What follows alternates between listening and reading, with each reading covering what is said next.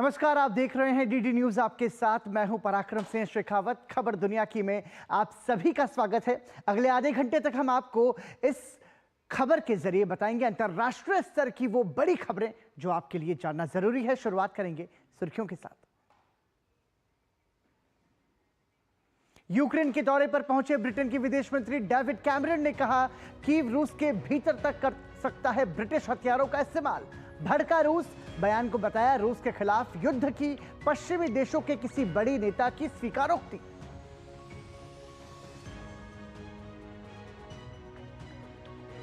विश्व स्वास्थ्य संगठन रफाह के लिए तैयार कर रहा है आकस्मिक योजना।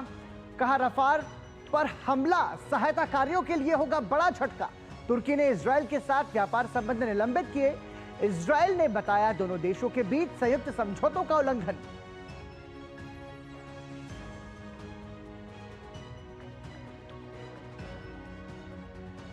ब्रिटेन के आम चुनाव से प्रधानमंत्री ऋषि सुनक को बड़ा झटका। स्थानीय निकाय चुनाव समेत उपचुनाव में सत्तारूढ़ कंजर्वेटिव पार्टी को मिली करारी हार। प्रधानमंत्री सुनक ने कहा लेबर पार्टी की जीत निराशाजनक। नाइजर में अमेरिकी सैनिकों के एयरबेस परिसर में रूसी सैनिक भी तैनात। अमेरिकी सैनिकों के नाइजर छोड़ने के आदेश के बाद रूसी सैनिकों की हुई तैनाती। रक्षा मंत्री लॉयड ऑस्टिन ने कहा अमेरिकी सैनिकों को नहीं है कोई खतरा। ब्राजील के कई इलाकों में भारी बारिश से जनजीवन अस्त व्यस्त। 30 से अधिक की मौत, 60 अन्य लापता। 154 शहरों में हजारों लोग विस्थापित। राहत और बचाव कार्य युद्ध स्तर पर जारी।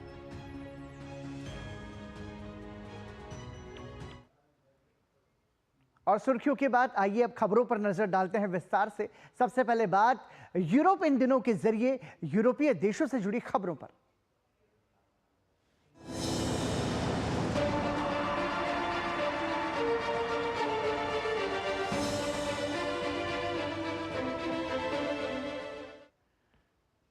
रूस यूक्रेन के बीच जारी जंग के बीच अमेरिका के बाद अब ब्रिटेन ने भी रूस के खिलाफ यूक्रेन को आर्थिक सहायता देने का ऐलान किया है। ब्रिटेन के विदेश मंत्री डेविड कैमरन ने यूक्रेन को आवश्यकता रहने तक 3.75 बिलियन अमेरिकी डॉलर की मदद करने की घोषणा की है, जिसके बाद रूस ने कैमरन के बयान की कड़ी निंदा की है। क्रेमलिन ने कहा उनका बयान सीधे तौर पर मामले को तूल देने वाला है। इस बीच रूस ने इस साल यूक्रेन के 547 वर्ग किलोमीटर क्षेत्र पर कब्जा करने का दावा किया है।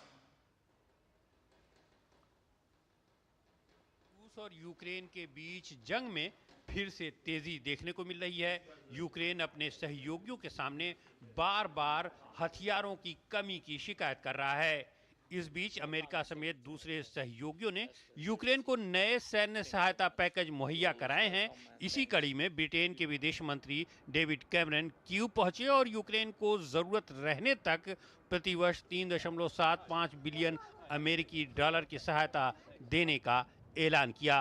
साथ ही उन्होंने ये भी कहा कि ये यूक्रेन पर निर्भर करता है कि वो ब्रिटिश हथियारों का इस्तेमाल कैसे करता है। उन्होंने जोर देकर कहा कि इन हथियारों का रूस के भीतर लक्ष्य को निशाना बनाने के लिए इस्तेमाल किया जा सकता है। ये 3 अरब पाउंड सिर्फ इस साल नहीं है, बल्कि आगे सालों के लिए भी रहेगा, जब तक आपको जरूरत होगी। बहुवर्षीय पैकेज से न सिर्फ हम आपकी मदद कर सकते हैं, बल्कि दूसरे देशों से भी ऐसा करने के लिए कह सकते हैं। रूस ने कैमरन के बयान की कड़ी निंदा की है। क्रेमलिन ने कहा है कि उनका बयान सीधे तौर पर मामले को तूल देने वाला है। यह यूक्रेनी संघर्ष के आसपास तनाव में प्रत्यक्ष वृद्धि है, जो संभावित रूप से संपूर्ण यूरोपीय सुरक्षा के लिए खतरा पैदा कर सकता है। वहीं रूस के विदेश मंत्रालय ने कहा है कि कैमरन का बयान इस बात की स्वीकारोक्ति है कि पश्चिम यूक्रेन के जरिए रूस के खिलाफ युद्ध लड़ रहा है। ये पहली बार है कि किसी पश्चिमी राजनेता ने स्वीकार किया है पश्चिमी देश यूक्रेन के बहाने रूस के खिलाफ एक सीधा युद्ध लड़ रहा है। इस बीच रूस के रक्षा मंत्री ने इस साल यूक्रेन के 547 वर्ग किलोमीटर क्षेत्र पर कब्जा करने का दावा किया है। साथ ही रूसी रक्षा मंत्रालय ने कहा कि यूक्रेनी सेनाएं सभी अग्रिम पंक्तियों से पीछे हट रही हैं। यूक्रेन के शीर्ष कमांडर ने रविवार को कहा था कि कीव के अधिक संख्या में सैनिक पूर्वी मोर्चे पर 3 गांवों के पश्चिम में नई स्थिति में वापस आ गए हैं। इसके अलावा रूस यूक्रेनी सैनिकों को आपूर्ति करने वाले बुलेने में एक तेल डिपो को निशाना बनाने का दावा किया है। रूसी सेना ने यूक्रेनी सैनिकों को बहुत स्थानों से हटाने पर मजबूर कर दिया है। वर्ष की शुरुआत से हमने देश के नए क्षेत्रों में 547 वर्ग किलोमीटर क्षेत्र पर नियंत्रण कर लिया है। वहीं रूस ने कड़ी चेतावनी देते हुए कहा है कि अगर क्रीमिया या वहां के पुल पर किसी तरह का हमला किया गया तो इसका मुंह तोड़ जवाब दिया जाएगा। मैं एक बार फिर वॉशिंगटन, लंदन और ब्रुसेल्स को चेतावनी देना चाहती हूं कि क्रीमिया के खिलाफ कोई भी आक्रामक कार्रवाई को न सिर्फ विफल किया जाएगा बल्कि इसका विनाशकारी जवाब भी दिया जाएगा। रूस ने पश्चिम में एक ईंधन टर्मिनल को निशाना बनाने की योजना बना रहे यूक्रेनी समूह को मार गिराने का दावा किया है। रूस ने इस कार्रवाई को लेनिनग्राद क्षेत्र में अंजाम देने की बात कही है। रूसी कार्रवाई में 3 लोग मारे गए हैं। ब्रिटेन में स्थानीय चुनाव के साथ एक सीट पर हुए उपचुनाव के नतीजे से कंजर्वेटिव पार्टी और प्रधानमंत्री ऋषि सुनक पर दबाव बढ़ गया है। इसे सत्तारूढ़ कंजर्वेटिव पार्टी का 40 वर्षों में सबसे खराब प्रदर्शन माना जा रहा है। अपनी पार्टी में प्रतिद्वंद्विता से दबाव का सामना कर रहे भारतवंशी ऋषि सुनक पर अब विपक्षी लेबर पार्टी का हमला बढ़ने के आसार बन गए हैं। स्थानीय चुनावों में बढ़त के साथ ब्लैकपूल साउथ के संसदीय उपचुनाव में कंजर्वेटिव पार्टी को करारी हार का सामना करना पड़ा है। लेबर पार्टी के नेता सर कीर स्टार्मर ने इस परिणाम को भूकंप लाने वाली जीत बताया है।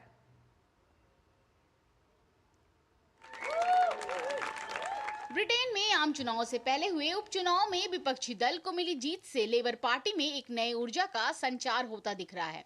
दरअसल ब्लैकपूल दक्षिण में लेबर पार्टी ने कंजर्वेटिव पार्टी यानी सत्ताधारी दल के उम्मीदवार को करारी शिकस्त देकर आम चुनाव में एक तरफा मुकाबले का संकेत दे दिया।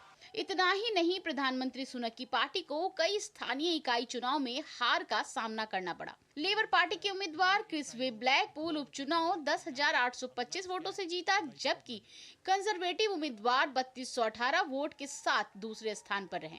एकमात्र संसदीय सीट पर हुए उपचुनाव में कंजर्वेटिव पार्टी की हार को पिछले 40 साल में सत्तारूढ़ दल का सबसे बुरा प्रदर्शन बताया जा रहा है। अपनी जीत से उत्साहित लेबर पार्टी ने इसे बदलाव की शुरुआत करार दिया।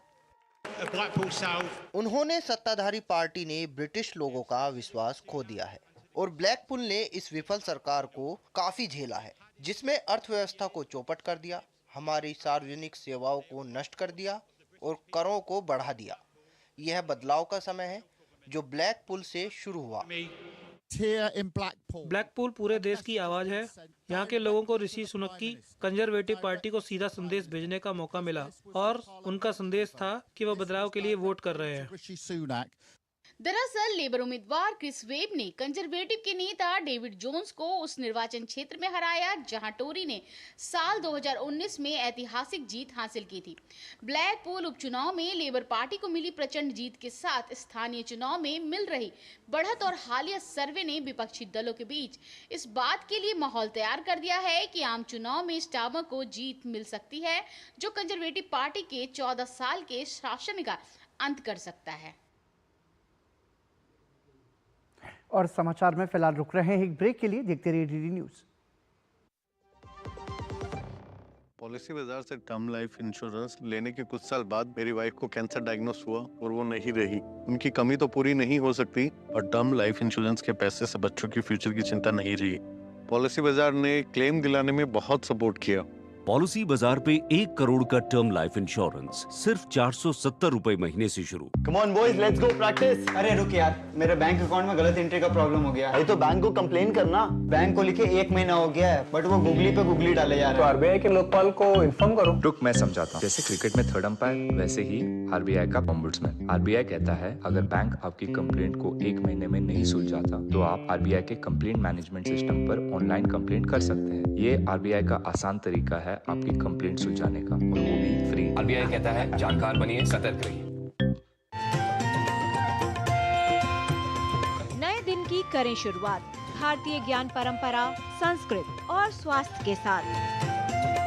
स्वास्थ्य में उपयोगी आयुष पद्धतियों का विज्ञान, संस्कृति, कला, योग का अद्भुत ज्ञान। देखिए विशेष कार्यक्रम सुप्रभातम सोमवार से शुक्रवार सुबह 7 बजे सिर्फ डीडी न्यूज पर। आज हमारे देश की तरफ आंख उठाकर देखने का कोई साहस नहीं करता। पहले हम अपने देश में डरकर चलते थे, अब हमारे दुश्मन उनके देश में भी सेफ नहीं है। 10 सालों से देश सुरक्षित है। देश की सुरक्षा के साथ कोई कॉम्प्रोमाइज नहीं। ये है मोदी की गारंटी। और मोदी जी को वोटिंग, ये है हमारी भी गारंटी। कमल का बटन दबाएं, भाजपा को जिताएं। ब्रेक के बाद एक बार फिर आपका स्वागत। आप देख रहे हैं खबर दुनिया की और आइए बढ़ते हैं आगे, नजर डालते हैं एशिया का आईना के जरिए एशियाई देशों से जुड़ी खबरों पर।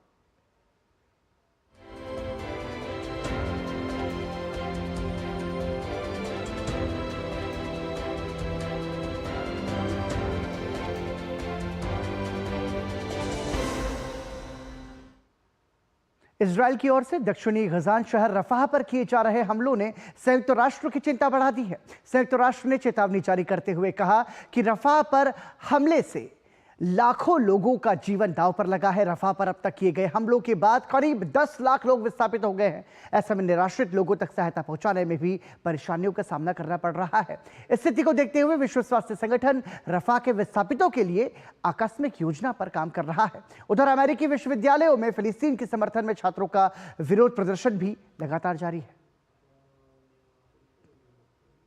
संयुक्त राष्ट्र के मानवाधिकार कार्यालय ने चेतावनी देते हुए कहा है कि गाजा के रफा पर हमले से लाखों लोगों की जिंदगियों के लिए खतरे के साथ साथ क्षेत्र में सहायता कार्यों के लिए भी बड़ा झटका होगा।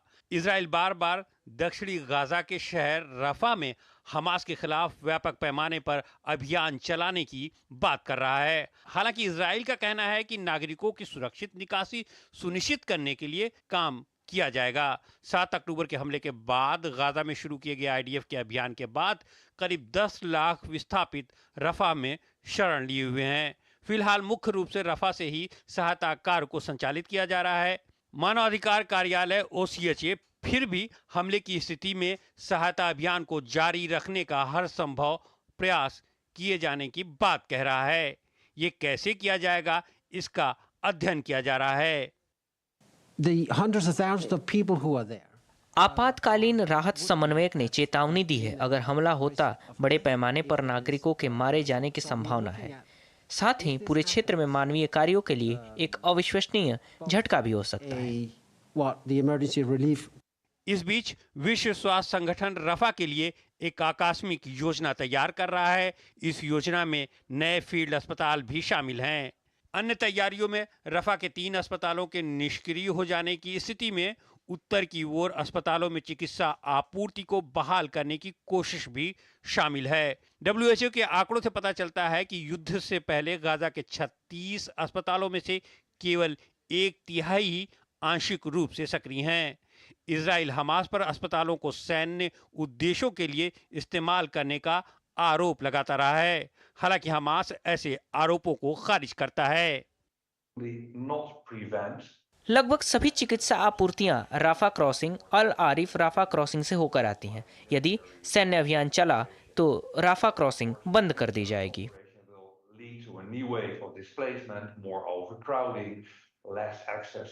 इस बीच तुर्की ने इजराइल के साथ व्यापार संबंध निलंबित कर दिए हैं। अंकारा का कहना है कि तुर्की तब तक इस कदम को जारी रखेगा जब तक इजराइल क्षेत्र में मानवीय सहायता की निर्बाध और उचित आपूर्ति की अनुमति नहीं देता है। 2023 में दोनों देशों के बीच व्यापार की मात्रा $6.8 बिलियन थी। इजराइल ने तुर्की पर इजरायली निर्यात और आयात को अवरुद्ध करके संयुक्त समझौते को तोड़ने का आरोप लगाया है।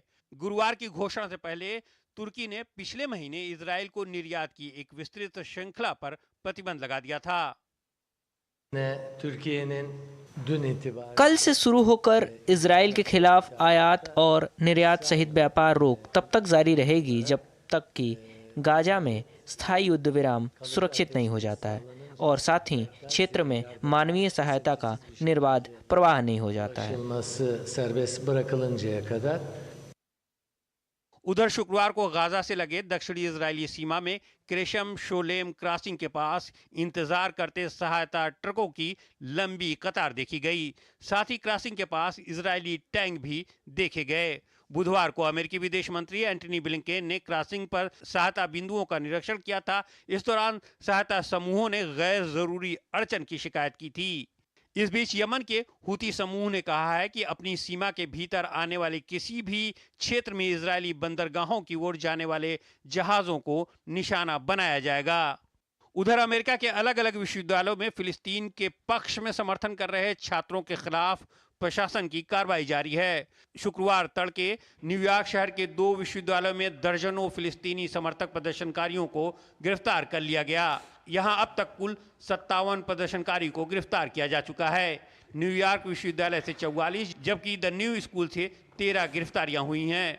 प्रदर्शनकारियों के शिविरों को हटाने के बाद यहां साफ सफाई का काम किया जा रहा है। और इसी के साथ यहां रुकेंगे एक और ब्रेक के लिए। देखते रहिए डीडी न्यूज। कब से हम इंतजार कर रहे हैं, कहाँ थे तुम? सॉरी सिस्टर, वो रास्ते में हमारा वोटिंग बूथ पड़ता है तो बस वोट डालने रुक गया था। वोट? अरे पहले दादाजी को ले जाते, फिर वोट दे आते। बेटा, जिनकी वजह से मेरा मुफ्त में इलाज हुआ, पहले उसे तो वोट देना चाहिए ना। हाँ दादा। वापसी पे वोटिंग बूथ पे रुक कर फिर घर चले। ठीक है दादा। जिसकी गारंटी ने जिंदगी संवारी, उसको वोट देने की गारंटी हमारी। कमल का बटन दबाएं, भाजपा को जिताएं। Delivery boy has picked your order. अरे भाई पता है भूख लगी है। 30 मिनट का मैसेज नोटिफिकेशन आया था ना। मैसेज के सारे थोड़ी बैठ सकते हैं। कल आपने कुछ शेयर्स बेचे थे ना? हाँ, तो चेक किया? मैसेज आया तो था। सिर्फ मैसेज काफी नहीं है। आप शेयर मार्केट में कोई भी ट्रांजैक्शन करते हैं ना तो स्टॉक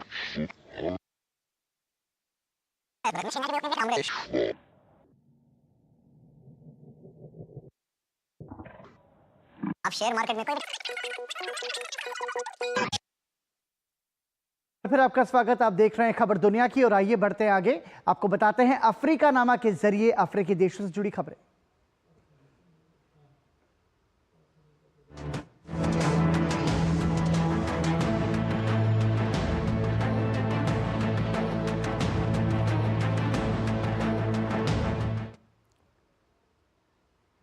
रूस और अमेरिका की प्रतिद्वंद्विता जग जाहिर है, लेकिन अफ्रीकी देश नाइजर में दोनों देशों की सेनाएं साथ काम कर रही हैं। अमेरिकी मीडिया रिपोर्ट्स के अनुसार अमेरिका और रूस के सैनिक नाइजर में बीते कई हफ्तों से एक ही सैन्य अड्डे पर ठहरे हुए हैं। हालांकि नाइजर की सेना अमेरिका के सैनिकों को देश छोड़ने को कह चुकी है। इस बीच अमेरिका की रक्षा मंत्री लॉयड ऑस्टिन का कहना है कि रूसी सैनिकों की तैनाती अमेरिकी सैनिकों की सुरक्षा के लिए कोई खतरा नहीं है।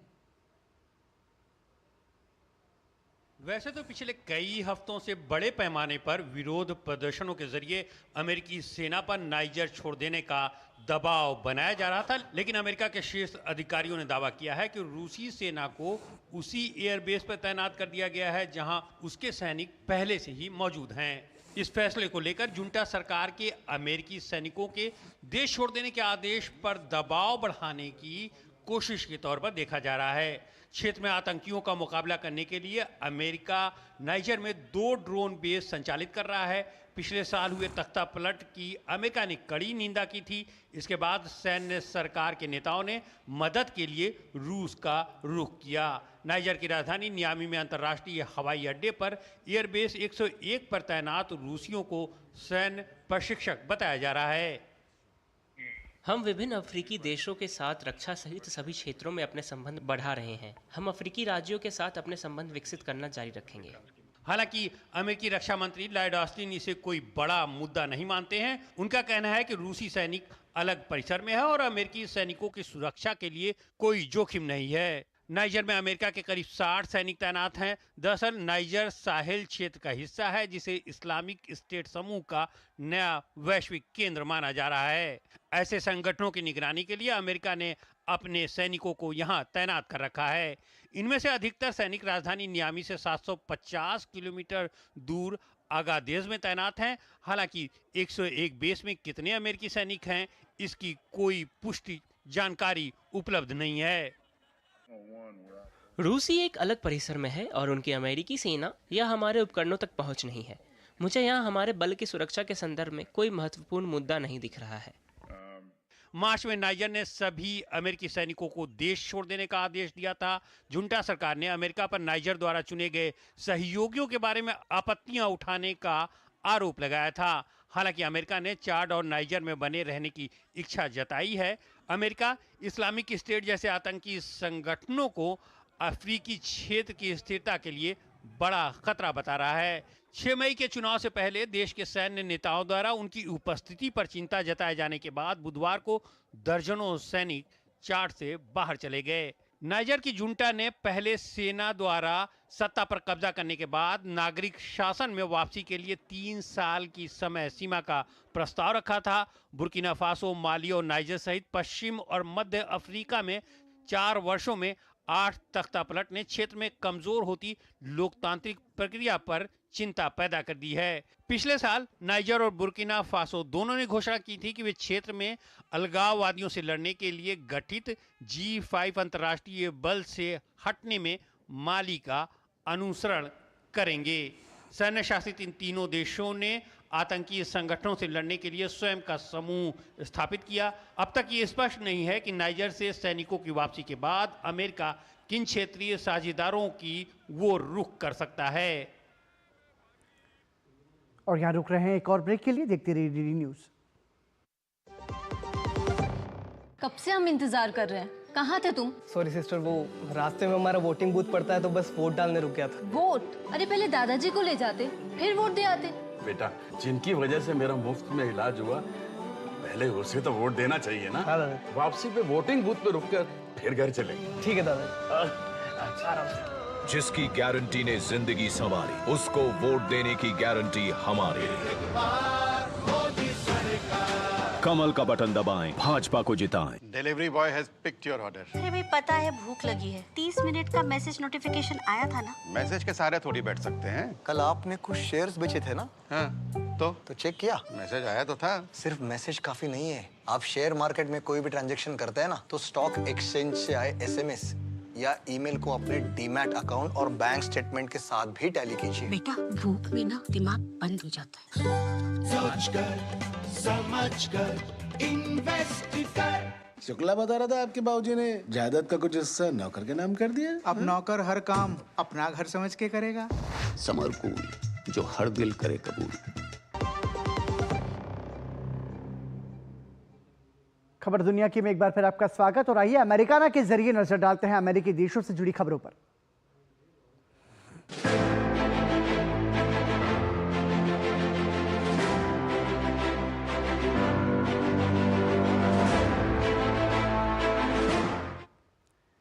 अमेरिकी राज्य एरिजोना में गर्भपात पर प्रतिबंध लगाने वाला कानून समाप्त कर दिया गया है। एरिजोना सीनेट ने गर्भपात पर राज्य के 1864 के प्रतिबंध को रद्द करने के लिए हुए मतदान में निरसन को सीनेट ने 16-14 वोटों से पारित कर दिया था, जिसके बाद डेमोक्रेट गवर्नर केटी हॉब्स इस पर हस्ताक्षर कर चुकी हैं। आपको बता दें कि 2 रिपब्लिकन सीनेटर्स ने प्रतिबंध को रद्द करने के पक्ष में मतदान करने के लिए पार्टी लाइन को पार कर लिया था। केटी हॉब्स के हस्ताक्षर के साथ ही अब एरिजोना में 160 साल पुराना गर्भपात प्रतिबंध कानून खत्म हो गया है। अमेरिका के एरिजोना राज्य की गवर्नर केटी हॉब्स ने गर्भपात पर प्रतिबंध लगाने वाले करीब 160 साल पुराने कानून को निरस्त करने वाले विधेयक पर हस्ताक्षर कर इसे अतीत का हिस्सा बना दिया है। राज्य के सीनेट द्वारा विधेयक को पारित करने के एक दिन बाद हॉब्स ने इस पर हस्ताक्षर किए। इसके साथ ही राज्य में गर्भपात के अधिकारों पर लड़ाई का नया अध्याय शुरू हो गया है। कानून को निरस्त करने के लिए पारित हुए विधेयक के पक्ष में 16 जबकि इसके विरोध में 14 मत पड़े। 2 रिपब्लिकन सेनेटरों ने प्रतिबंध को हटाने के लिए पार्टी लाइन से हटकर मतदान किया। एक प्रतिबंध जो एरिजोना के एक राज्य बनने से पहले ही 27 पुरुषों द्वारा पारित किया गया था। ये वो समय था जब अमेरिका गृह युद्ध का शिकार था और तब महिलाओं को वोट देने का भी अधिकार नहीं था।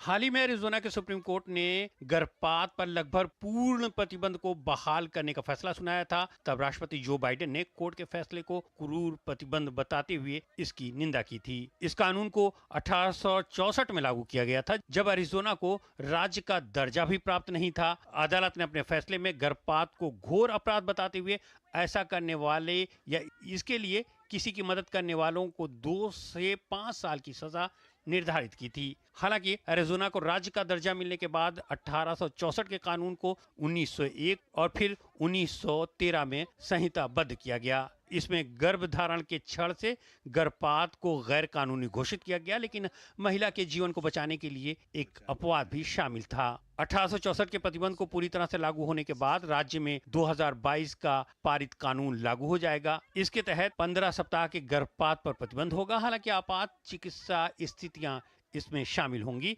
लेकिन बलात्कार या अनाचार के लिए कोई राहत नहीं है। इसके साथ ही इससे संबंधित संवैधानिक संशोधन भी मुद्दा बनता जा रहा है। हम भविष्य में इस लड़ाई को जारी और गर्भपात और प्रजनन स्वतंत्रता के संवैधानिक अधिकार की रक्षा और प्रतिष्ठापित करते रहेंगे, ताकि आने वाली पीढ़ियों को प्रतिबंधों के तहत नहीं रहना पड़ेगा। 2022 में अमेरिकी सुप्रीम कोर्ट ने गर्भपात के संवैधानिक अधिकार को समाप्त कर दिया था और इस मुद्दे पर फैसला लेने का अधिकार राज्यों पर छोड़ दिया था। रूढ़िवादी नेतृत्व वाले राज्यों ने तुरंत अपनी सीमाओं के भीतर गर्भपात पर सख्त प्रतिबंध लागू कर दिया। डेमोक्रेट्स को यकीन है कि गर्भपात अधिकार के समर्थन में जनता की राय उनके पक्ष में है। उन्होंने नवंबर के राष्ट्रपति चुनाव से पहले इस मुद्दे को उठाने की कोशिश की है। अमेरिका में गर्भपात रिपब्लिकन और डेमोक्रेट के बीच बड़ा मुद्दा रहता है। हाल ही में पूर्व राष्ट्रपति डोनाल्ड ट्रंप ने गर्भ व्यवस्था के 15 सप्ताह के आसपास गर्भपात कराए जाने पर राष्ट्रीय प्रतिबंध का समर्थन किया था। ट्रंप ने कहा कि वो गर्भपात पर एक नीति तैयार करने के संबंध में बातचीत करेंगे। इसमें बलात्कार, अनाचार के मामले बतौर अपवाद होंगे और मां के जीवन की रक्षा का मुद्दा शामिल होगा। और इसी के साथ ही खबर दुनिया की में आज के लिए इतना ही। दीजिए इजाजत। नमस्कार।